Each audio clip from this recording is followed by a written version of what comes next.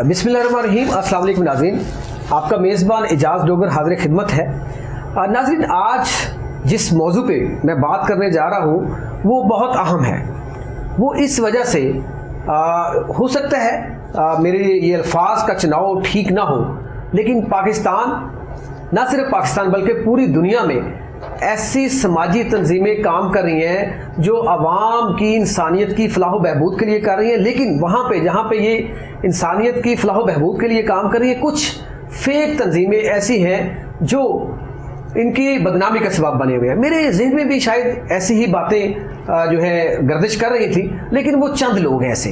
वो हर जगह पे किसी भी मुआशरे में, किसी भी महकमे में चले जाए, काली भेड़ें मौजूद होती हैं और उनको खैर साफ करना मुश्किल ही है मेरे ख्याल में। तो इसी तरह पाकिस्तान के अंदर जिस तरह ईदी साहब ने बड़ा काम किया, सैलानी साहब काम कर रहे हैं, छिपा काम कर रहे हैं, ये पाकिस्तान के अंदर काम कर रहे हैं। मैंने एक नाम सुना कि जो सिर्फ पाकिस्तान नहीं बल्कि पूरी दुनिया के अंदर तकरीबन 50 ममालिक के अंदर एक समाजी तंजीम काम कर रही है जिसका नाम मुस्लिम हैंड्स है। नाम भी बहुत प्यारा था, उसका लोगो भी बहुत प्यारा था। तो मैंने ख्वाहिश की कि जो पूरी दुनिया के अंदर मतलब 50 ममालिक की एक सोच होती है कि 50 ममालिक के अंदर फलाही काम करना, तो मैंने सोचा कि यार उस शख्सियत से मिला जाए, उससे बात की जाए जो प्योर अल्लाह की रज़ा के लिए उस मखलूक की खिदमत कर रहे हैं जो अल्लाह की मखलूक है। तो मेरे साथ वो आज उस तंजीम के, मुस्लिम हैंड्स तंजीम के चेयरमैन बानी पीर सैयद लख्ते हसनैन साहब मौजूद हैं। पीर साहब, बहुत शुक्रिया आपका वक्त देने का। मैं इंतज़ार में था कि पाकिस्तान आप जब तशरीफ़ लाएं तो मैं अपने नाजरीन को ये दिखा सकूं कि वाकई पाकिस्तान के अंदर, दुनिया के अंदर ऐसे लोग भी मौजूद हैं जो प्योरली अल्लाह की रज़ा के लिए और इंसानियत की फलाह के लिए काम करते हैं। तो ये कैसे आइडिया आया, कैसे जहन में आया कि एक तंजीम साजी ऐसी की जाए? ऐसी समाजी तंजीमें तो लोग बनाते हैं, लेकिन प्योर ऐसी बनाई जाए जो अल्लाह की रज़ा के लिए और जो इंसानियत की फलाह के लिए बनाई जाए। डॉक्टर साहब, सबसे पहले मैं आपके टीवी चैनल को हिनूर का शुक्रगुजार हूँ और आपका भी शुक्रगुजार कि आपने मोहब्बतों का इजहार किया और अपने स्टूडियो में हमें दावत दी। जहाँ तक इस बात का तल्लुक़ है ख्याल कैसे आया, ख्याल भी रब के हैं, इरादे भी रब के हैं, हिम्मतें भी रब की हैं, मंजिलें भी वही अता करता है, जज्बे भी वही देता है, नीयतें भी उसी के पास हैं जो इंसान के दिल के अंदर होती हैं, जो माइंड अपना तैयार करता है। दिल के अंदर जो ख्वाहिशात पैदा होती हैं नेचुरली वो इंसान पर मबनी है कि वो कैसी पैदा करता है। लोग गलत भी ख्वाहिशात रखते हैं, लोग सही भी ख्वाहिशात रखते हैं। गलती करने वाले, ये गलत ख्वाहिशात रखने वालों का भी एक एंड होता है। नेकी की ख्वाहिशात और खिदमत की ख्वाहिश रखने वाले जो होते हैं उनका भी एक एंड होता है। अल्हम्दुलिल्लाह मैं समझता हूँ कि ये अल्लाह की अता है। मैं ये भी बिलीव कर चुका हूँ, हम यहाँ पर इस वक्त लाहौर में बैठे हैं, दुनिया भर में मुस्लिम हैंड का काम चल रहा है। कैसे चल रहा है? हम तो सर पर नहीं हैं। बिल्कुल ऐसे। तो कैसे चल रहा है? ये जो कुछ भी हुआ है अल्लाह की खास जब उसकी रज़ा के लिए करेंगे तो वो खुद ऐसे वसाइल पैदा कर, कायनात का मालिक वही है। बेशक मेरे और आपकी सांस का भी मालिक वो है। कोई पत्ता उसकी इजाज़त के बगैर हिल नहीं सकता। न मेरे हाथ हिल सकते हैं, न मेरी ज़बान हिल सकती है, न अपनी आँखों से मैं देख सकता हूँ, न मेरे कदम उठ सकते हैं। जब एक सांस जो इंसान की ज़िंदगी के अंदर मौजूद है वो ख़त्म हो जाए तो ज़िंदा इंसान मुर्दा बन जाता है। तो कहने का मकसद बेसिकली ये है कि ये दर हकीकत नेमत रब की होती है। बिल्कुल। मैं अपने बड़े लंबे सफ़र के बाद ये पहुंचा हूँ। उसकी करम नवाजी होती है जिसको चाहे चुन रहा है। उसके लिए कोई आलिम होना ज़रूरी नहीं, उसके लिए एक बहुत बड़ा प्रोफेशनल होना ज़रूरी नहीं, बहुत बड़े ख़ानदान का होना ज़रूरी नहीं। ये उसकी अपनी अता है जो मेहरबानी करता है। बंदा सिर्फ सामने होता है, खेल उसी का होता है। बिल्कुल बिल्कुल। हम तो इस रिजल्ट पर पहुँचे। बिल्कुल सही है, बिल्कुल। और जहाँ तक तल्लक इस चीज़ का कि जी हमारी सोच में कैसे आया, दर हकीकत अगर आपको रहनुमा ठीक मिल जाए, साहिब तकवा मिल जाए, अहले मोहब्बत में से हों, रब का इरफान रखने वाले हों, वो अगर आपकी तरबियत करें तो आप उसी तरफ कदम उठाएंगे जो जिसकी आपकी तरबियत हुई है। اور اگر راستے سے کبھی ہٹنے کی بھی کوشش کریں گے تو وہ پکڑ کے سیدھا کر دیتے ہیں. ہم نے اپنے بزرگوں کی دی ہوئی تربیت کے پیش نظر یہی سنا، بچے جو کچھ بھی کرنا ہے اپنے رب کی رضا کے لیے. بالکل. ان کو اللہ نے عرفان نصیب کیا تھا، اللہ تعالیٰ نے نعمتیں عطا کر دی تھی، اچھی سوچ کی. ہمیں بھی وہ پکڑ پکڑ کر سیدھے راستے پہ لگاتے رہے کہ تم اس راستے کو اختیار کرو. رہبر رہنما قوموں کے جو ہوتے ہیں، اداروں کے جو ہوتے ہیں، شخصیات کے لیے جو رہنما ہوتے ہیں، وہ در حقیقت انسان کو سیدھا راستہ نہیں بتاتے بلکہ اس کی منزل بھی بتا دیتے ہیں. میں سمجھتا ہوں کہ ہمیں بزرگوں نے جو رہنمائی کی، اللہ نے اس کے اوپر کرم کیا، یہ خدمت کا کام ہو رہا ہے، ہمارا اس میں کوئی کمال نہیں ہے. یہ جو اس تنظیم جو سماجی تنظیم ہے، اس کا آغاز کب کیا آپ نے؟ میں 1991 میں پاکستان چھوڑ کر انگلینڈ پہنچا. کیا کرنا تھا مجھے کچھ پتہ نہیں تھا، سچ بات ہے. انگلینڈ کیوں گئے؟ انگلینڈ میں اللہ کے دین کے لیے گیا تھا. اچھا. میری جو کوئی روزگار کے لیے نہیں گئے؟ نو تبلیغ کے لیے گئے کہ وہاں تبلیغ کریں؟ میرا جو ہجرت تھی، نبی کریم صلی اللہ علیہ وسلم کی جو حدیث پاک ہے، حضور صلی اللہ علیہ وسلم نے فرمایا، جو بخاری شریف کی پہلی حدیث ہے، لمبی حدیث ہے، اس کے اندر اگر آپ اس مغز کو سمجھ جائیں نا تو آپ کو اپنی زندگی کی ہجرت کا مقصد پتہ چلتا ہے. انما الاعمال بالنیات. یہ ہر کوئی بندہ یہ کہتا ہے کہ آپ کے جو نیتوں کا دارمدار آپ کے اعمال کے اوپر، جو عمل آپ کرتے ہیں اس کے اوپر آپ کا، لیکن وہ عمل جو چلتے ہیں قدموں کی شکل میں، سوچنے کی شکل میں، وہ عمل اصل مسئلہ ہے. وہ کیا ہے؟ آپ نیت کرتے ہیں، اس بات کی نیت کرتے ہیں کہ میں نے اچھا کام کرنا ہے، اللہ کے حضور سوال کرتے ہیں کہ تو کائنات کا مالک ہے، تم بڑا ہے، ہماری ساری نعمتیں تیرے پاس سے آئی ہیں. میں نے بھی ہجرت ایک مقصد کی خاطر کی ہے. حدیث پاک میں اللہ تعالیٰ حضور صلی اللہ علیہ وسلم فرماتے ہیں کہ انسان دنیا کے لیے ہجرت کرے گا، دنیا ملے گی. دین کے لیے ہجرت کرے گا، دین ملے گا. یہاں تک فرمایا کہ اور عورت کے لیے شادی کرنا چاہتے ہیں، اس کے لیے ہجرت کرے گا، وہ بھی مل جائے گی. حضور نے یہ بھی ایک مقام پر فرمایا کہ اگر کسی جگہ مشکلات آپ کو ہوں تو اس علاقے کو، جگہ کو چھوڑ کے کسی اور جگہ چلے جائیں. اور ہجرت میں برکت ہے. انسان نئی دنیا تلاش کرتا ہے، نئے لوگ تلاش کرتا ہے، نئے کام تلاش کرتا ہے. ممکن ہے جس کام کو آپ یہاں جانتے ہیں وہ یہاں پر اس کی کامیابی نہیں ہے. جس جگہ جا رہے ہیں لوگوں کو آپ کی پہچان ہے کہ یہ بندہ کام کر سکتا ہے، رزق کے دروازے کھل جاتے ہیں. بے شک. اس طرح میرا ایک دوست تھا انگلینڈ میں، بہت بڑا صحافی، کالمسٹ ہے، بہت بڑا شاعر بھی، اب ایک بڑے عہدے پر بھی ہے. میں نے اس کو کہا برمنگھم میں ہمارے کالج میں آئے، یہ جگہ تمہارے لیے نہیں ہے، تو پاکستان جاؤ. وہ کامیاب ہو گیا، آج ایک بڑے عہدے کے اوپر بھی ہے، بڑے ادارے. وہاں سے پاکستان؟ ہاں پاکستان آ گئے. جب پیر سید لخت حسین صاحب پاکستان سے ہجرت کر کے انگلینڈ گئے اللہ کے دین کی خاطر، نبی کریم صلی اللہ علیہ وسلم کی سنت پہ عمل کرتے ہوئے، تو بال جو ہے آپ کے کالے ہوں گے، بلیک ہوں گے، آپ سفید ہو گئے. کبھی سوچا تھا کہ 50 ممالک میں اللہ پاک جو ہے یہ خدمت عوام کی کرنے کے لیے چن لیں گے آپ کو؟ ایک تو بات یہ تھی کہ خدمت کرنی ہے.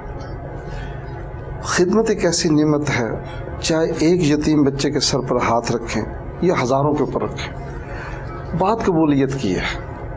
اگر آپ کا رب آپ کی اس خدمت کو قبول کرے تو سارے راستے کھل جاتے ہیں. جہاں تک تعلق ہے کہ جی کیا مجھے یقین تھا، کہ ہاں مجھے یقین تھا. اچھا، یقین تھا کہ آپ چلتے؟ مجھے بالکل یقین تھا. جس لیڈ کرنے والے کو اپنے کام کے اوپر یقین نہیں نا، وہ کبھی آگے نہیں بڑھ سکتا. خوبصورت بات، خوبصورت. یہ اس کے جذبے ہوتے ہیں، یہ اس کی منزل ہے. ابھی تو صرف 50 ہیں، سارے ممالک الحمدللہ. ہم تو رب کی اس وسیع سرزمین پہ ہر جگہ پہنچنا چاہتے ہیں جہاں پر دکھی انسان. اللہ آپ کی مدد کرے جی اس میں. ہم تو اس چیز کے قائل ہیں. ہمارے دوست کسی معاملے میں سستی کر دے میں پہنچنے میں دنیا کے اندر، تو میں ان کے پیچھے پڑ جاتا ہوں. پیر صاحب، آپ کی یہ سماجی تنظیم جو ہے مسلم ہینڈز، اس کا کام کیا ہے؟ کس طرح کے لوگوں کی مدد کرتے ہیں آپ؟ ایک ویلفیئر آرگنائزیشن ہے. ٹھیک ہے. یہ پوری دنیا کے اندر جہاں پر بھی ایمرجنسی آئے، سونامی کی شکل میں، فلڈ کی شکل میں، ارتھکویک کی شکل میں، جنگوں کی شکل میں، دنیا بھر کے اندر مسلم ورلڈ ہو یا نان مسلم ورلڈ، ہم وہاں پہنچتے ہیں۔ انسانیت کو آپ دیکھتے ہیں، مسلمان ہے یا غیر مسلم ہے وہ ایک الگ، اس سے کوئی تعلق نہیں، ٹھیک، چونکہ بندہ جو ہے نا وہ رب کا ہے۔ بعد میں ٹھیک ہے اس نے ہم کو بتایا کہ یہ میرا دین ہے، کسی نے کچھ کو ایکسیپٹ کر لی، کسی نے کوئی، لیکن ہے تو وہ اس کا بندہ نا۔ جس طرح ایک ماں ہے وہ تمام بچوں سے محبت کرتی ہے، ایک ایگزامپل ہے ماں رب کی رحمت کی، اسی طرح اللہ رب العزت جو ہے وہ کائنات کے ہر انسان سے، ہر جاندار چیز سے محبت کرتی ہے۔ تو ہمارا یہ فرض بنتا ہے کہ ہم اس کی مخلوق سمجھتے ہوئے ہر ایک کو پیار دیں، ہر ایک کو محبت دیں۔ نفرت کی دیواروں کو بٹانے کا سب سے بہترین ذریعہ یہی ہوتا ہے خدمت۔ خدمت انسان کو دوسرے کے قریب کرتی ہے۔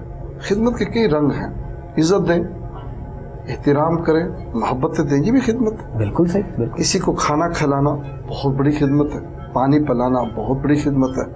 یہ کھانا اور پانی جو ہے یہ زندگی ہے، یہ خدمت زندگی کی شکل میں۔ پھر جب ہم انٹرنیشنل معاملات پہ پہنچتے ہیں، جب ایمرجنسی آتی ہے، ایمرجنسی کے اندر لوگ گھر تباہ ہو چکے ہوتے ہیں، وہ بے چھت ہو چکے ہوتے ہیں، ان کو دنیا کی ہر وہ چیز جو انسانی زندگی کے بچانے کے لیے ضروری ہوتی ہے ان کو ضرورت ہوتی ہے۔ شیلٹر چاہیے، گھر گر گیا، چھت چاہیے، آپ نے اس کو ٹینٹ دینا ہے ایمرجنسی کے اندر تو داخل کر دیا، کپڑے کوئی نہیں ہے، لحاف کوئی نہیں ہے، چٹائیاں کوئی نہیں، آپ نے دینی ہے۔ پھر چٹائیاں بھی دے دی، اندر بٹھا بھی دیا، دوپہر کا ٹائم آ گیا، 3 دن سے بھوکے ہیں، اب کھانا بھی دو، کھانا بھی دینا ہے، پانی بھی دینا ہے۔ اگر ایمرجنسی اسی ٹائم پہ کیمپ کے اندر لوگ داخل ہوتے ہیں، آپ نے کوک فوڈ کر کے دینا ہے، راشن نہیں پکڑانا، کئی دن تک ان کو سیٹل کرنا ہے، کوک فوڈ آپ نے کرنا ہے، فوڈ آپ نے کوک کر کے ان کو مہیا کرنا ہے، پلیٹیں بھی لانی ہیں، چمچے بھی لانی ہیں، یہ ساری چیزیں شامل ہیں۔ پھر بچے ہیں چھوٹے چھوٹے، سفر کر کے آئے ہوئے ہیں، بارش ہے اور جنگ کی کا خوف ہے، ٹراما ہے بچوں کا، ان کو دوائیوں کی ضرورت ہے، ان کو خوف کے نکالنے کی ضرورت ہے۔ بوڑھی ماں بھی ساتھ ہے، بوڑھا باپ بھی ساتھ ہے، کوئی کس مرض کا مریض ہے، کس مرض کا، آپ نے اس کو لک آفٹر کرنا ہے۔ کچھ دن گزرتے کہتے ہیں ان کے تو گھر کے اندر بچے بھی ہیں، کیا کریں ان کا، یہ تو ضائع ہو جائیں گے، ان کا اسکول کا بندوبست کرو جی، چلو جی، پھر ٹینٹ لگائیں ان کے لیے اسکول کا، جی اس کے لیے ٹیچر چاہیے، ان کے لیے کتابیں چاہیے، ان کے لیے ماحول چاہیے، ان کے لیے گراؤنڈ چاہیے، سارا کچھ کرتے ہیں۔ کھیلنے کے لیے فٹ بال چاہیے، کھیلنے کے لیے کرکٹ چاہیے، کھیلنے کے لیے فلاں چیز چاہیے، وہ بھی سارا کا سارا کیا جاتا ہے۔ کہنے کا مقصد جو انسانی زندگی کی ضروریات گھر کے اندر ہیں وہ آپ نے اس ٹینٹ کے اندر اس کو دیں۔ میں آپ کو انٹرپٹ اس وجہ سے نہیں کر رہا کہ آپ جو ہے واضح میرے ناظرین کو دیکھیں نا کہ زندگی جو ہے جب ایک ضروریات زندگی آپ کی ہوتی ہے، جب ایک جنگ ہوتی ہے، قدرتی آفت آ جاتی ہے، کوئی بھی ایسا حادثہ ہو جاتا ہے تو اس کو گھر سے لے کے، ایک چھت سے لے کے، کھانا پینا، رہائش، ادویات، اسکول، تمام تر چیزیں جو ہیں وہ فراہم کرتے ہیں آپ، ضروریات جتنی بھی۔ اس کے بغیر آپ سمجھیں کہ آپ نے کچھ نہیں کیا، آپ نے اس کی کوئی مطلب اگر ایک چیز کر دی دوسرے کے لیے وہ بیچارہ پھرتا رہے گا، آپ مکمل اس کو لائف جو ہے اس کی ضروریات ہوتی ہیں، آپ نے اپنے فنڈز کو دیکھنا ہوتا ہے، میرے پاس کتنے ملین ڈالر ہیں، کتنے ملین پاؤنڈ ہیں، کتنے ملین روپیز ہیں۔ اچھا، یہ خوبصورت بات آپ نے کی، فنڈز کہاں سے جنریٹ کرتے ہیں آپ؟ فنڈز بھی اللہ کے پاس ہیں۔ دیکھیں نا 50 ممالک میں، یہ کیا ٹرسٹی ہوتے ہیں آپ کے، کیا ہمارا بورڈ ہے ٹھیک ہے، UK کے اندر، اور الحمدللہ اس بورڈ جو ہے وہ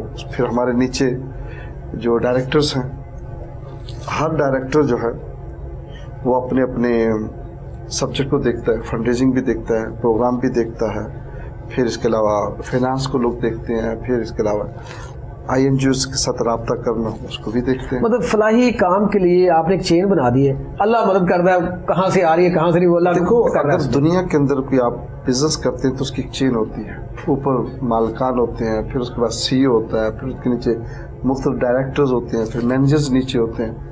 اس طرح یہ بھی ایک اسی طرح کا۔ آپ نے 50 ممالک میں وزٹ کیا ہے؟ میرے خیال ہے کہ پہنچ ہی گیا ہوں. پہنچ گئے ہوں گے. ہاں. اجی مجھے جانا ہے ایک شارٹ کمرشل بریک پہ. بریک کے بعد دوبارہ ملتے ہیں, ہمارے ساتھ رہیے گا.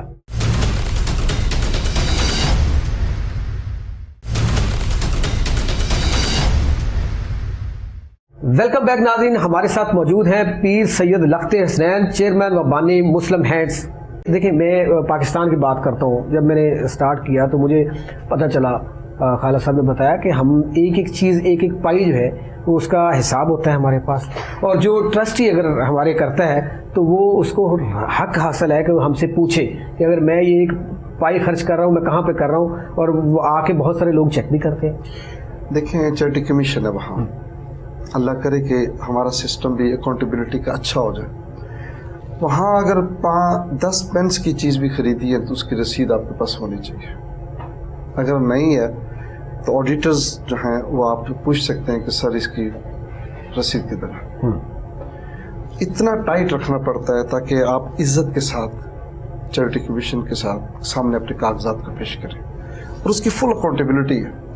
پھر عوام جو ہے چونکہ بہت اویئر ہے اس سبجیکٹ پہ کہ بھئی ہم ان کو پیسہ دے رہے ہیں, تو شاید یہی وجہ ہے کہ ٹرسٹ لیول جو ہے لوگوں کا آپ پہ. دیکھیں 50 ممالک میں کام کرنا کوئی آسان کام نہیں ہے. اللہ کی مدد بالکل اس میں کوئی شک نہیں ہے, لیکن سسٹم بھی ہونا چاہیے نا. اللہ پاک جب اس میں آپ کی 2 نمبری شامل ہوگی, آپ کے مائنڈ میں کوئی اس طرح چل رہا ہوگا تو آپ آگے بڑھ ہی نہیں سکیں گے. جب پیورلی آپ خالصتاً اللہ کے لیے اور صاف شفاف نظام رکھیں گے تو اللہ ڈاکٹر صاحب آپ خود فرما رہے ہیں اللہ کے لیے, ٹھیک ہے, تو اللہ ہی حساب بھی لیتا ہے, بندے بھی لیتے ہیں, کوئی بھی نہیں چھوڑتا. آپ کا ضمیر آپ کا حساب. دیکھیں پیر صاحب, یہ تو آپ یا وہ مالک بہتر سمجھتا ہے کہ آپ کس قدر اس کو صاف شفاف طریقے سے چلا رہے ہیں. ہم تو سامنے دیکھ رہے ہیں نا کہ کیا چل رہا ہے, لیکن میرا کہ ایمان ہے کہ دیکھیں یہ 91 میں آپ گئے انگلینڈ میں, 93 92 میں آپ نے اس کا آغاز کر لیا. اب 93 سے لے کے آج تک آپ اس تنظیم کو لے کے چل رہے ہیں. یہ سماجی ہے تو آپ اس کا مزید اللہ پاک اس میں برکت کر رہے ہیں, تو وہ ظاہر ہے اس کی رضا کے لیے کر رہے ہیں نا. اگر وہ فیک ہوتی, اگر 2 نمبری ہوتی تو یہ بہت ساری تنظیموں کی طرح اس لیے میں آپ کو کہہ رہا تھا کہ رب کا چونکہ کام ہے نا, یہ فراڈ کرنے والا, دغا بازی کرنے والا رب کے ساتھ لانگ ٹرم تک نہیں کر سکتا. رب تو پہلے دن ہی بندے کی نیت سے پتا ہوتا ہے, لیکن پھر بھی وہ دیتا ٹائم. شاید میرا بندہ سیدھا راستہ اختیار کر لے, شاید یہ غلطی توبہ کر لے, شاید ہی معافی مانگ لے, شاید اس کے اندر کوئی نیکی کا راستہ آ جائے. پھر ایک اور چیز بھی ہوتی ہے کہ رب کو تو پتا ہے کہ اس طرح اینڈ کیا ہوگا, لیکن پھر ہمیں نہیں پتا, اس کو پتا ہے کہ کیا ہوتا ہے, کہ یہ بندہ اینڈ کیا کرے. لیکن وہ راستہ بھی دیتا ہے, ایک تو گناہ سے توبہ کرنے کا, لیکن اگر کوئی غلطی کرتا ہے پھر اس کو پتہ بھی چلتا ہے کہ جو میں پکڑا گیا ہوں واقعی میری غلطی بھی تھی. اس لیے اللہ تعالیٰ کا اپنے ایک خاص نظام. انسان ہے نا, غلطی تو ہو جاتی ہے, لیکن یہ ہے کہ وہ معافی مانگے اللہ سے. نہیں, ایک ہے جان بوجھ کے کرنا, ایک ہے ان انٹینشنلی بغیر نیت سے ہو جانا. ان انٹینشنلی ہو جائے تو اس کا گناہ, اس کی معافی ہے, ٹھیک. اور انٹینشنل بھی کر جائے توبہ کی پھر بھی اگر سچے دل سے کر لے تو پھر بھی موجود ہے, چونکہ وہ رب ہے. میں نے ابھی آپ کے سامنے ماں کی مثال دی تھی. ماں کے سامنے آپ بڑی غلطی کر جاتے ہیں, جب بھی اس کے پاس جاتے ہیں پھر معاف کر دیتی ہے. تو ایک ماں کی محبت اور غلطیوں کو معاف کرنے کی اتنی صلاحیت ہے, اور اتنا صبر اور تحمل ہے, اور اتنا درگزر کرنے کا معاملہ اس کے پاس موجود ہے.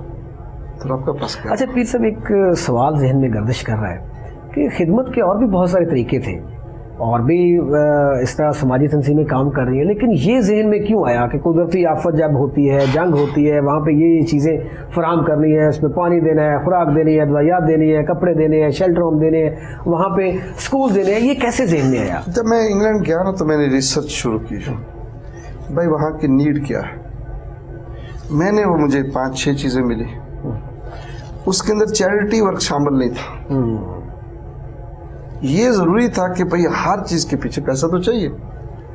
یہ راستہ اللہ تعالیٰ نے مجھے عطا کیا تھا کہ بھئی یہ کرو گے تو پھر پیسہ تمہارے پاس آئے گا, اس سے تم خدمت کرو گے. پھر رب کو علم ہے نا, آپ اس طرح کے اپنے آفس کے اندر سینئر کے پاس جاتے ہیں, سر میں آپ کی خدمت میں حاضر ہوں, میرے لائق حکم و تو ارشاد فرمائے. تو آپ کو صلاحیتوں کو دیکھتا ہے کہ یہ کس سبجیکٹ کے اندر کامیاب ہو سکتا ہے, آپ سے انٹرویو لیتا ہے, آپ کے معاملات پوچھتا ہے, آپ کے ایکسپیرینس پوچھتا ہے. پھر وہ ذہین ترین جو آپ کا سی او ہے، ڈائریکٹر ہے، مینیجر ہے، وہ آپ کو ایک جگہ ایڈجسٹ کر دیتا ہے. تو ایک ذہین ترین جو ڈائریکٹر ہے وہ ایک فیصلہ کرنے کی صلاحیت رکھتا ہے. تو آپ کو بھی تو ہماری نیتوں کا علم ہے نا، وہ بھی فیصلہ ہمارے متعلق کرتا ہے کہ کس نے کہاں ایڈجسٹ ہونا. میرے کہنے کا مقصد یہ ہے کہ ہمارا یہ کام ہے کہ ہم اپنے رب کے سامنے، جو مالک ہے ہمارا، خالق ہے، جو ہر چیز کو خود سمجھتا ہے، ہم اس کے سامنے اپنی چیز کو رکھتے ہیں، فیصلہ کرتا ہے کہ میں نے کہاں ایڈجسٹ کرنا ہے. بالکل یہ اس کا مسئلہ ہے. بالکل. تو پھر جب وہ فیصلہ کرتا ہے نا تو سارے راستے بھی کھولتا ہے. بے شک. وہ اس کا علم بھی عطا کرتا ہے، اس کی مہربانیوں سے بھی نوازتا ہے.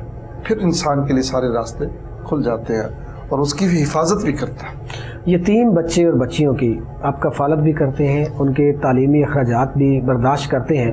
کو پاکستان کے اندر کتنے ایسے ہوں گے جن کے وظیفے لگائے ہوئے ہیں؟ کتنے اسکولوں میں آپ تعلیم دلوا رہے ہیں بچوں کو؟ ہمارے پاس پاکستان کے اندر تقریباً 250 اسکول ہیں. اگر میں پوری دنیا کی بات کروں تو 50 ممالک جو ہے ان کی. نہیں، اس وقت 18 کنٹریز کے اندر ہمارے اسکول ہیں، 17 یا 18 کنٹری. ٹھیک ہے. انڈونیشیا، سری لنکا، پاکستان، افغانستان، اس کے علاوہ بنگلہ دیش، صومالیہ، یمن، سوڈان، نیجر، مالی، گیمبیا، سینیگال، مورطانیہ، کئی اور بھی ہیں.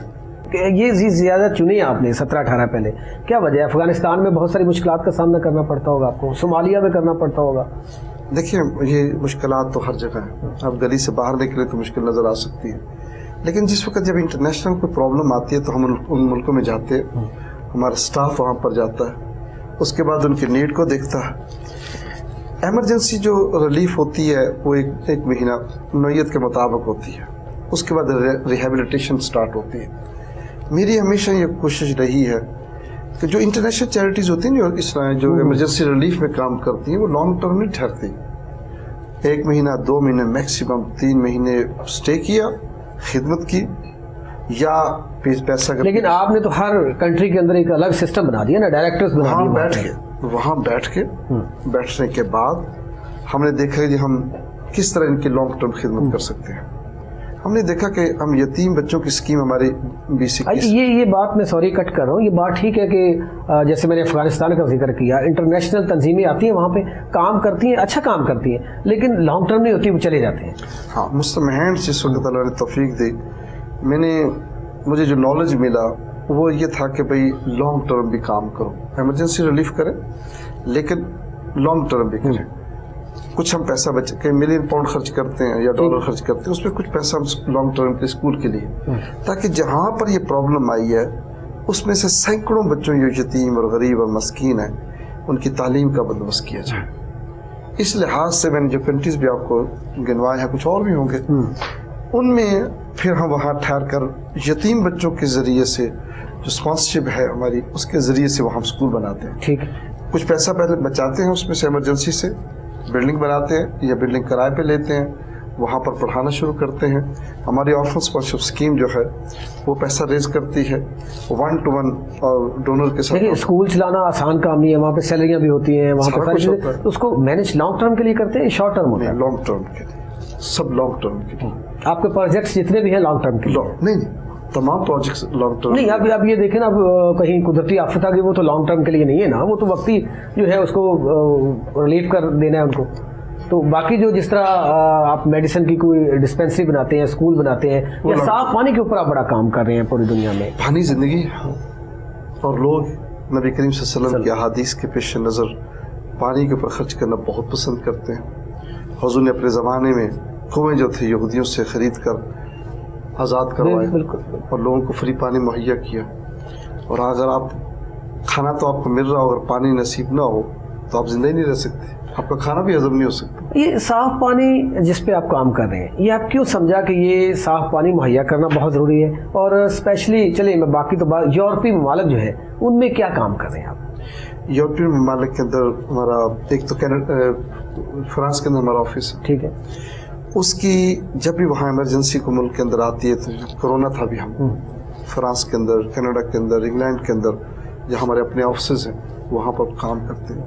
انگلینڈ کے اندر جب کرونا آیا تو پورا ملک بند تھا، تو الحمدللہ ہم نے وہاں اوپن کچن بنائے मुख्तलिफ शहरों के अंदर।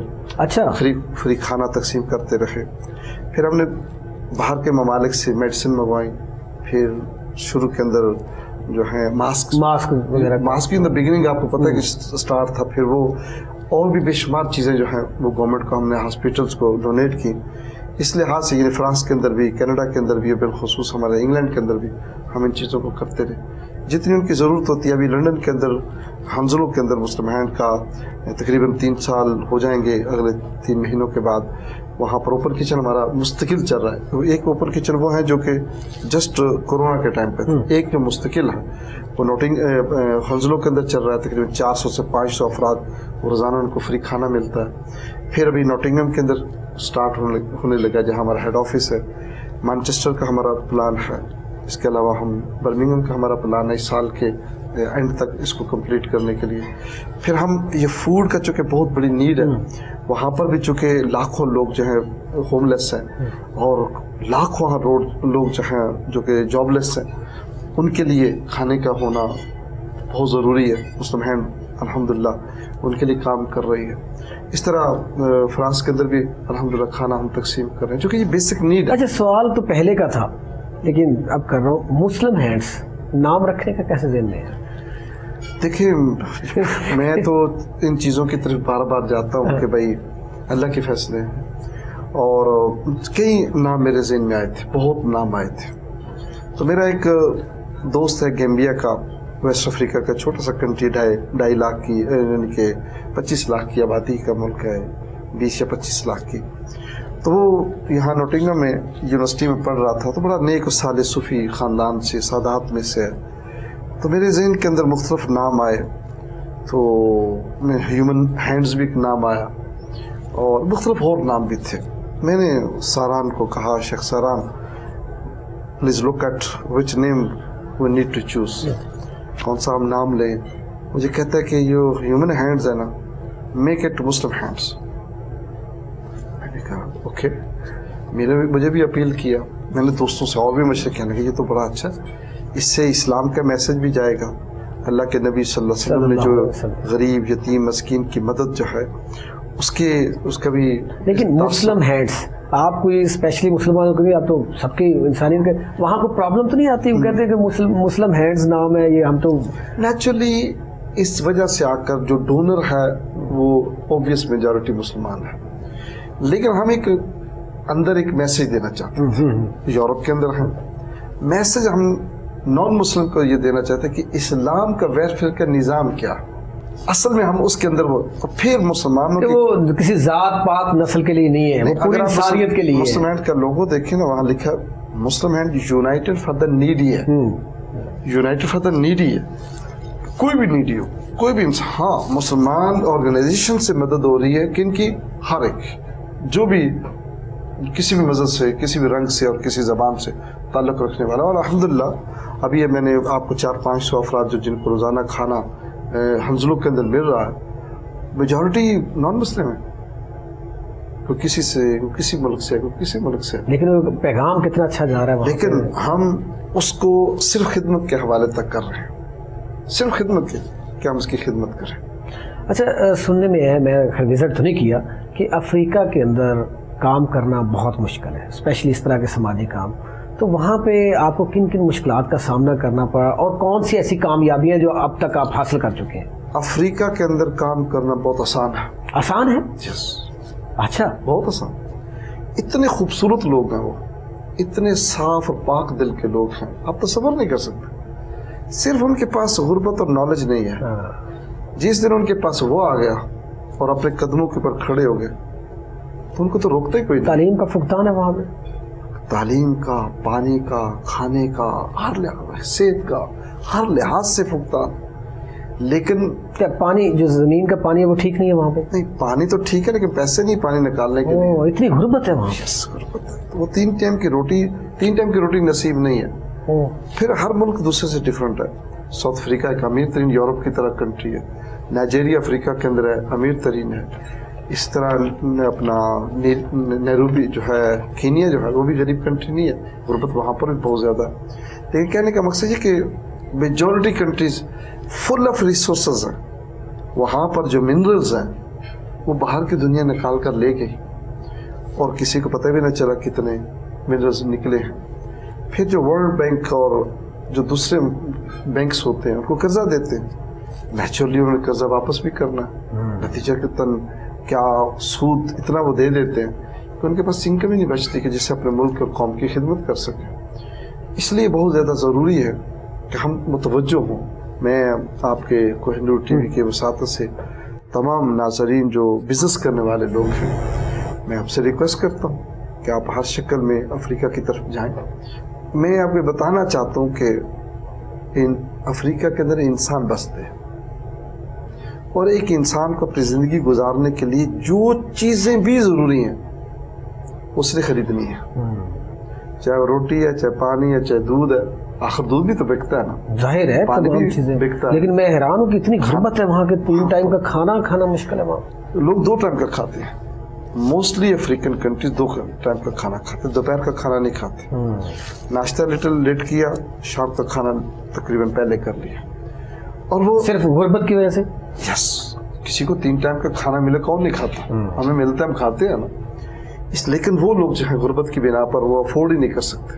بلکہ بعض ایسے علاقے ہیں جہاں 1 ٹائم کا کھانا ملتا ہے, بچوں کو 1 ٹائم کا ملتا ہے صرف. لیکن زیادہ کنسیپٹ یہ ہے نا کہ وہاں پہ جو افریقی ممالک ہیں وہاں پہ لوٹ مار قتل و غارت زیادہ ہوتی ہے. وہاں پہ یہ کنسیپٹ ہے ہمارے لوگوں کے. کوئی لوٹ مار نہیں ہے. لیکن آپ کہہ رہے ہیں کہ وہ بڑے اچھے بڑے لوگ ہیں, دل کے اتنے مہذب لوگ ہیں. دیکھیں قبائلی لڑائیاں تو ہوتی ہیں نا, وہ دیکھیں نائجیریا ایک بڑا کنٹری, اگر کسی علاقے کے اندر قبائلی کو لڑائی ہوئی بھی ہے, اب وہ سلسلہ نہیں رہا تو آج تو یعنی 1000 میل دور, 500 کلومیٹر دور وغیرہ کو کیا اثرات ہوں گے, کچھ بھی نہیں ہوتے. لیکن جو کاروباری لوگ ہوتے ہیں وہ یہ بڑے کلیور ہوتے ہیں کہ جہاں زیادہ لوٹ مار ہوتی ہے یعنی لڑائیاں ہوتی ہیں وہاں بزنس بھی زیادہ. اچھا, افریقی ممالک کے بعد میں تھوڑی سی خلیجی ممالک کی طرف آؤں گا کہ وہاں پہ بھی مسلم ہینڈز کام کر رہی ہے. وہاں کا تجربہ کیسا ہے آپ کا؟ افریقہ کا تو آپ نے بتا دیا. ہم دیکھیں ایک افریقہ کا پوچھا. اس وقت جو خلیجی ممالک ہیں ان کے اندر جو وارز ہیں اس نے بھرم بھی ختم کر دیا, ان کا عزت بھی ختم کر دی, اکنامیکلی بھی کمزور ہو گئے.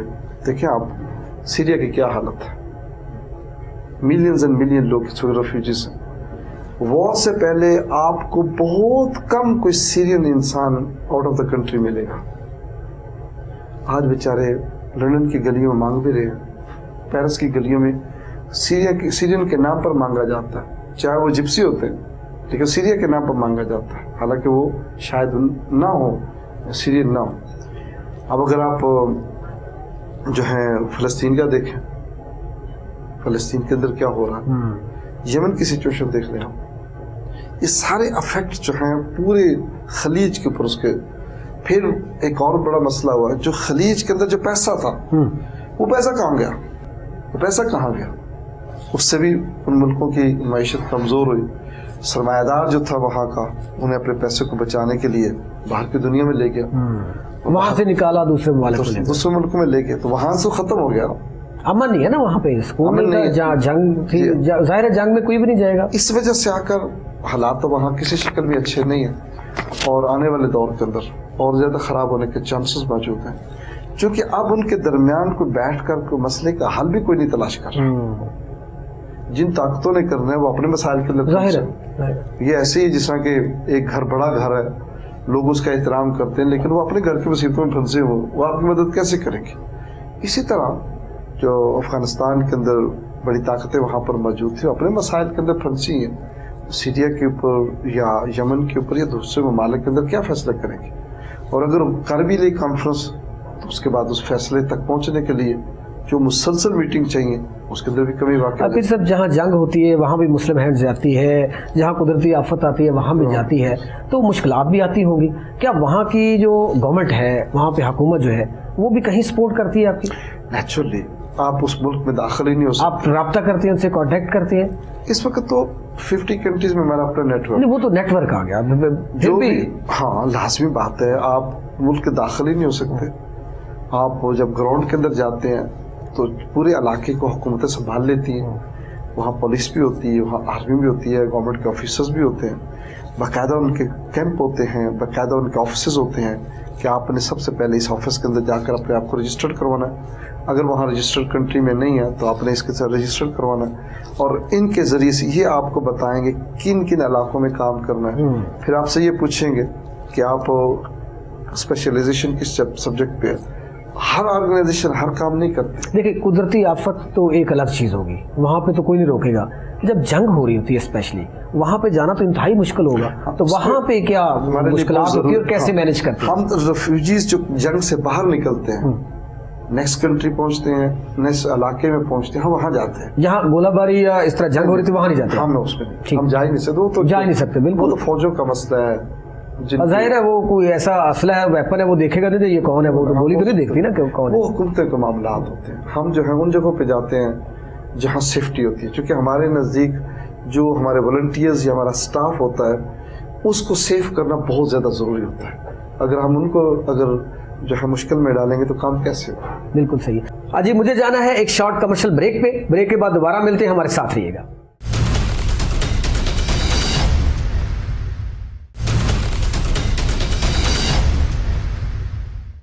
ویلکم بیک ناظرین، ہمارے ساتھ موجود ہیں پیر سید لخت حسنین، چیئرمین و بانی مسلم ہینڈز. اچھا پیر صاحب، یہ تو دنیا کی بات ہو گئی.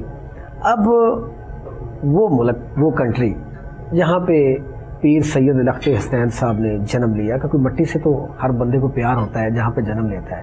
پاکستان کی بات کر رہا ہوں. اب پاکستان میں کیا کیا پروجیکٹس آپ کے چل رہے ہیں؟ آپ یہاں پہ کن کن محاذوں پہ، یہ میں لڑائی کہہ لوں گا کہ جہاں پہ غربت ہو، جہاں پہ صاف پانی میسر نہ ہو، جہاں پہ یتیم بچوں کی کفالت کے لیے کوئی نہ ہو، تو وہ بھی محاذ ہی ہوتے ہیں جہاں پہ کام کرنا ہوتا ہے. نیچرلی مسلم ہینڈز ایک میرا ملک ہے، اس میں تو کوئی شک نہیں ہے، مجھے محبت بھی ہے. اور مسلم ہینڈ جو ہے وہ سب سے بڑا ریسیپینٹ کنٹری جو ہے وہ پاکستانی ہے. اور جب ایمرجنسی کے علاوہ جو امن کے ملکوں میں سے پاکستان ہمارا مین ہے. پاکستان کے اندر مختلف پروجیکٹس ہیں. سب سے پہلے ہم جتنی ایمرجنسی پاکستان میں آئی، چاہے 2010 کا فلڈ ہو جو ہیویلی تھا، چاہے وہ پاکستان کا ارتھکویک تھا 2005 یا غالباً 6 میں، لیکن یہ بڑے ہیں، ہسٹوریکل ہیں. لیکن چھوٹے چھوٹے آتے رہتے ہیں.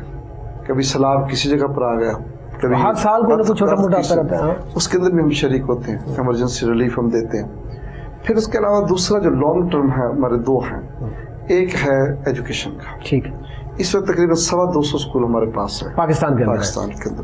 تقریباً 45-50 ہزار بچہ ان کے اندر پڑھ رہا ہے. زبردست. اور اس وقت ہمارے جو پروجیکٹس چل رہے ہیں ان کے چلانے والے لوگوں کی جو تعداد ہے وہ 1900 سے زیادہ ملازمین جو مسلم ہیں 1900 سے زائد ہے.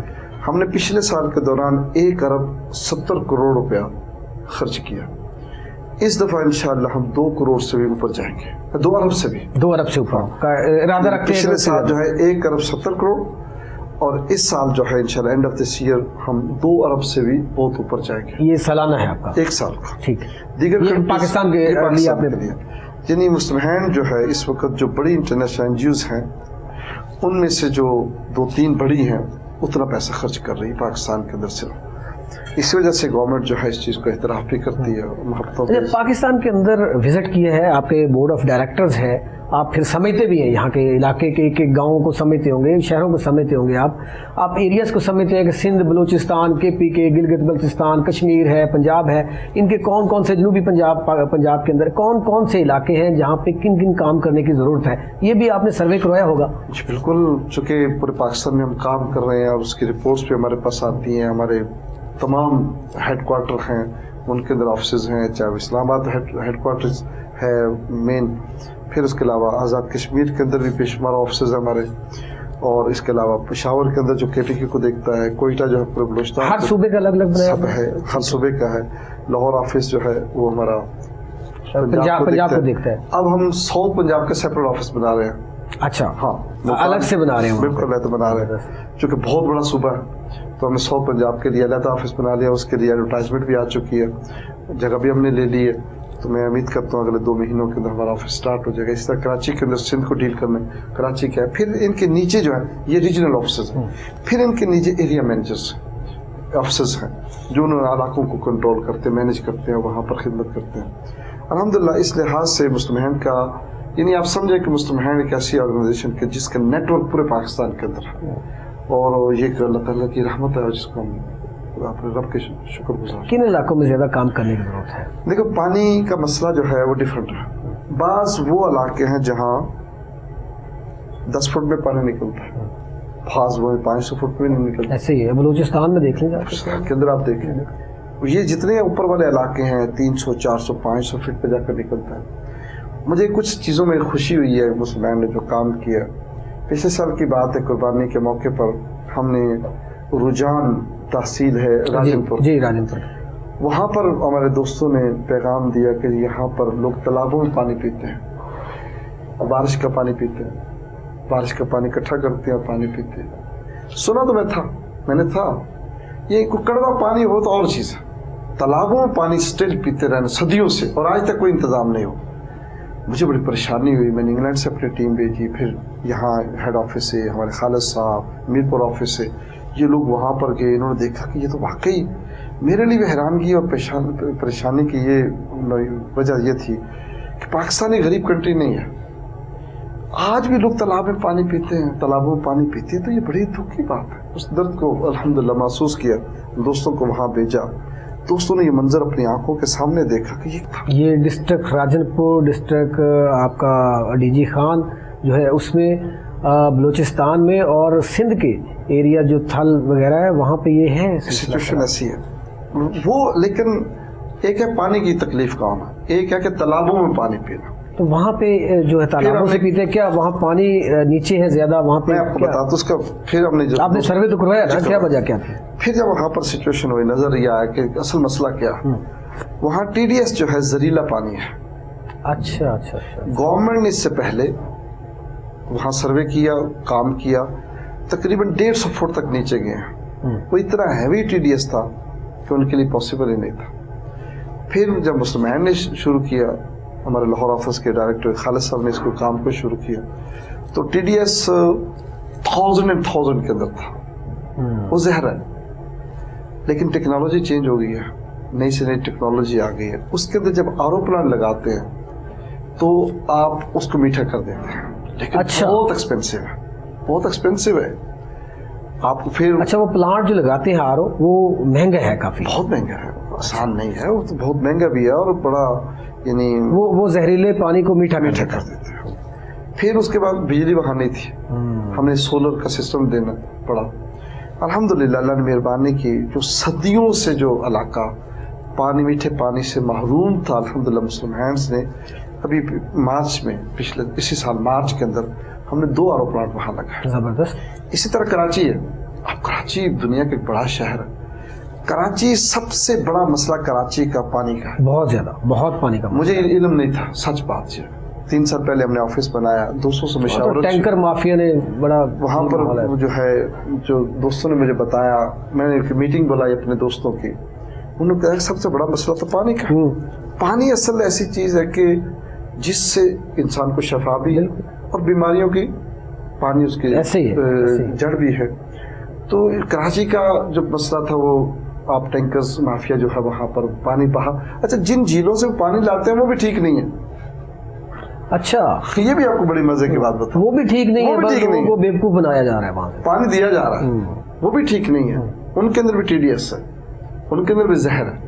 جتنے چاہے ہاسپٹل بنا دیں, اگر آپ کا پانی صاف نہیں ہے, ہاسپٹل وہ کیا کریں گے؟ ہاسپٹل حل نہیں ہے جب آپ کا کھانے پینے کے سسٹم ہی نہیں ہے. اس وقت پنجاب کے اندر نہیں بلکہ پورے پاکستان کی جتنی نہریں ہیں, ہر ایک نہر کے کنارے کے اوپر شہر کا گند آپ کو نظر آئے گا. بالکل ایسے ہی. اس کے اندر کیا کچھ ہوتا ہے, اس گند کے اندر ہر دنیا کی چیز جو انسان یوز کرتا ہے, چاہے وہ میڈیسن ہے, کیمیکل تک اس میں ہوتے ہیں. لیکن میں آپ کو اور بتاتا ہوں, میرا چونکہ تعلق سودرا سے ہے, وزیر آباد سے سیالکوٹ قریب ہے, وہاں لیدر انڈسٹری ہے. آپ اندازہ کریں گے سمڑیال کے ساتھ جو نہر چل رہی ہے, اس طرح شیخو پور کے اندر بھی اور بھی جگہوں پر بھی ایسا. ان لوگوں نے نہروں کے کنارے پر فیکٹری لگائی اور کیمیکل جو ہے وہی ہماری فصلوں کو بھی پینا, فصلوں کو خراب کر رہا ہے. وزیر آباد میں بہت بڑا کمپلیکس ہے 13 ایکڑ کے اوپر, اس کے ساتھ نہر چلتی ہے. ایک دفعہ میں گیا دیکھنے کے لیے, میں دیکھوں تو پورے کا پورا نہر کا پانی سرخ تھا, جو کیمیکل پیچھے سے. ہم بچپن میں مچھلی پکڑتے تو مچھلیاں نظر آیا کرتی تھی, اتنا صاف تھا پھر ایک اور ڈوگر سے بڑا ظلم جو ہوا اور آپ نے خود اپنی آنکھوں سے شاید دیکھا ہو انگریز دور کے اندر، بلکہ ہسٹوریکل انگریزوں سے پہلے بھی ہر گاؤں کے اور ہر شہر کے اندر ندی نالے بنے ہوئے تھے. انہوں نے میپنگ کی، دیکھا کہ بھائی جو فلو ہے پانی کا جب بارش بہت زیادہ ہوتی ہے کدھر چلتا ہے. انہوں نے اس کے نالے بنا دیے اور ان کو قریب سے گزرنے والے نہروں پہ تک ان تک پہنچا دیے. اب وہ نالے جتنے بھی ہیں ان کے دو سچویشن ہیں. ایک سچویشن یہ ہے کہ ان نالوں کے کنارے کے اوپر شہر کا گند ہے. حکومت کیوں نہیں، پوری دنیا کے نام انگلینڈ بھی دیکھتے ہیں، امریکہ بھی دیکھتے ہیں، کینیڈا میں بھی دیکھتے ہیں، انہوں نے جو جتنے اس قسم کا جو شہر کا گند ہوتا ہے علیحدہ پورے جنگل کے اندر علیحدہ انہوں نے یہ ڈمپ پلیس بنائی ہوتی ہے. پھر اس کو وہ چنتے ہیں، تقسیم کرتے ہیں، یہ لکڑی ہے، یہ شیشہ ہے، یہ پلاسٹک ہے، یہ پیپر ہے، پھر اس کو وہ ریسائیکل کرتے ہیں. آپ پورے جو اس لاہور کے اندر بھی انہوں نے بنایا ہوا ہے، وہاں پہ بھی کرتے ہیں ریسائیکل، لیکن وہ پھر بھی لوگ سب گورنمنٹ کرتی ہے اپنا کام، لیکن یہ پتہ نہیں کیوں شعور نہیں ہے. اگر ایک بنایا ہوا لاہور کی آبادی 1.5 کروڑ یعنی کہ کتنی ہے جی لاہور کی اب تو 2 کروڑ کے لگ بھگ ہو گئی، 2 کروڑ سے بلکہ وہ شاید ہوگی. اب 2 کروڑ کی آبادی کے اگر ایک آپ نے سسٹم لگا بھی لیا تو کیا کور ہو گیا؟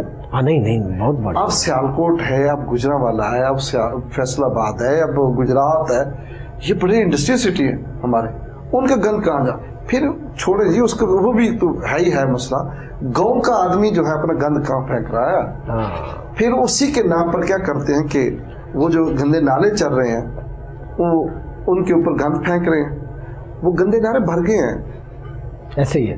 جب بارش پیچھے سے فلڈ آتا ہے نا تو گند نکلتا ہے. اب وہ چونکہ جب میں یہ اس پہ تو ظاہر ہے آپ کے اندر کی وہ دکھتی رگ کو چھیڑا میں نے. سب ٹھیک بات یہ ہے کہ ہم اصل جڑ کو نہیں پکڑتے کہاں پہ. یہ سب بات ٹھیک ہے کہ یہ صرف حکومت کا کام نہیں ہوتا، حکومت کا کام تو صرف شعور دینا. یہ ہم لوگوں کے اندر ایک انسان زندہ ہونا چاہیے کہ ہم نے کیا کرنا ہے کیا نہیں کرنا. ہم صرف ایک بندہ میں اٹھتا ہوں کوئی اٹھتا ہے، گورنمنٹ نے یہ کر دیا جی یار، ہم بھی تو حصہ ہے نا، جیسے ہم پھر ہمارے اوپر ویسے حکمران آ جائیں گے. خیر یہ الگ ٹاپک ہے، ہمارا ٹاپک اور ہے. بات یہ ہے نہیں، یہ بہت ضروری ہے، یہ ضروری تھا.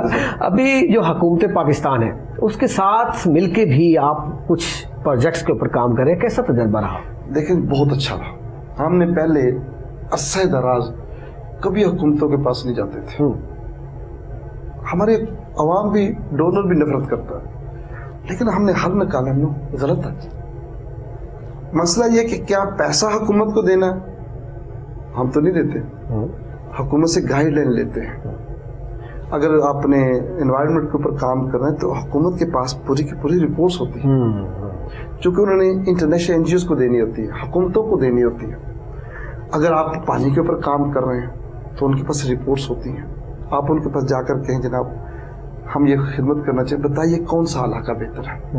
وہ گورنمنٹ کے ادارے ان کے ساتھ مل کے کر لیتے ہیں، ان کے ساتھ انفارمیشن لیتے ہیں، ان کو کہتے ہیں ہمارے ساتھ مل کر کام کریں، علاقے بتائیں. مثال کے طور پر اگر ہم ڈیرہ غازی خان میں جا کر، ڈیرہ اسماعیل خان میں جا کر، ایون لاہور کے اندر کام کرتے ہیں تو ہمیں وہ ہیلپ کریں گے. فار ایگزامپل چھوٹی سی بات ہے، ڈسٹریبیوشن کرنی ہے فوڈ کی، 1000 فیملی کے اندر کرنی ہے تو وہاں 5000 فیملی آ جاتی، کیا کریں گے؟ وہاں پولیس کی ضرورت ہے. پھر گورنمنٹ یہ کہے گی آپ اس علاقے میں چلے جائیں ایمرجنسی، وہاں پر گورنمنٹ مطلب کامیاب تجربہ رہا پاکستان میں. بہت اتنا اچھا تجربہ رہا کہ آپ تصور نہیں کر سکتے. کراچی کے اندر بھی ہم گورنمنٹ کے ساتھ مل کر کر رہے ہیں، سندھ گورنمنٹ کے ساتھ کر رہے ہیں. اسی طرح ہم آزاد کشمیر کے اندر گورنمنٹ کے ساتھ مل کر کے، پنجاب کے اندر پنجاب گورنمنٹ کے ساتھ. ابھی بلکہ گورنمنٹ پنجاب کے ہمارے پاس 114 سکول ہیں جو مسلم ہینڈ چلا رہی ہے. اس طرح سندھ گورنمنٹ کے 13 سکول ہمارے پاس جو مسلم ہینڈ چلا رہی ہے. وہ مسلم ہینڈ کو ایک ایز اے انٹرنیشنل آرگنائزیشن سمجھتے ہوئے، پاکستانیوں کی سمجھتے ہوئے الحمدللہ آگے حکومت بڑھ رہی ہے اور اس میں ہمارا ساتھ ہے. کسی کو بھی کوئی اعزاز بخشا جائے تو ظاہر ہے وہ ایک اعزاز کی بات ہوتی ہے. پاکستان کے اندر پچھلے دنوں صدر پاکستان نے ستارہ امتیاز سے نوازا تو کیسا لگا؟ لوگوں سب سچ تو بات یہ ہے، زندگی میں کبھی سوچا بھی نہیں تھا کہ یہ اعزاز لینے ہیں، نہ کبھی اپلائی کیا تھا، نہ کبھی ایسا کوئی ذہن میں آیا تھا. ہم سمجھتے تھے کہ ہماری نوکری رب کے لیے ہے، وہی دینے والا. نہ کبھی حکومت کو کہا، نہ کوئی بہانے تلاش کیے. میں تو پسند ہی نہیں کرتا کسی چیز کے لینے کے لیے حکومتوں کے پیچھے جانے میں پسند نہیں کرتا.